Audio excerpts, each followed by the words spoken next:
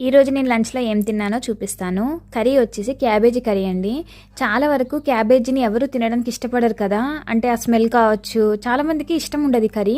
కానీ ఒక్కసారి క్యాబేజీ శనగపప్పు రెండింటిని కాంబినేషన్లో కర్రీ చేయండి, చాలా బాగుంటుంది. మా పిల్లలు అయితే ఫస్ట్లో తినేవాళ్ళు కాదు ఉత్త క్యాబేజీ చేస్తే, కానీ క్యాబేజీ శనగపప్పు రెండింటిని యాడ్ చేసి చేసినప్పటి నుంచి వాళ్ళకు ది మోస్ట్ ఫేవరెట్ కర్రీ అయిపోయింది అనమాట. ఇది చాలా ఇష్టంగా కడుపు నిండా తింటారు ఈ కర్రీ. కాకపోతే కొంచెం కారం తక్కువ వేస్తానమాట ఈ కూరలో, అంటే పిల్లలు తినాలి అన్న ఉద్దేశంతో.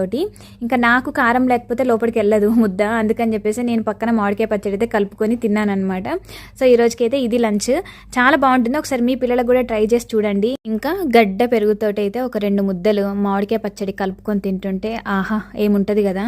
ఎన్ని కష్టాలున్నా ఎన్ని ప్రాబ్లమ్స్ ఉన్నా ఖచ్చితంగా బతకడం కోసం తినాలి కదా, ఆ తినేదేదో కొంచెం ఇష్టంగా తింటే బాగుంటుందని నా ఫీలింగ్.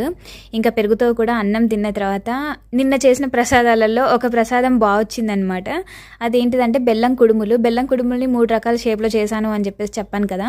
సో మొత్తానికైతే ఇవి మిగిలినాయి, ఇవి ఇంకా ఇవే అనమాట. ఈరోజు లంచ్ తిన్నాక స్వీట్ తింటా అని చెప్పాను కదా, ఇదే. వీడియో నచ్చితే లైక్ చేసి ఛానల్ సబ్స్క్రైబ్ చేయండి ప్లీజ్.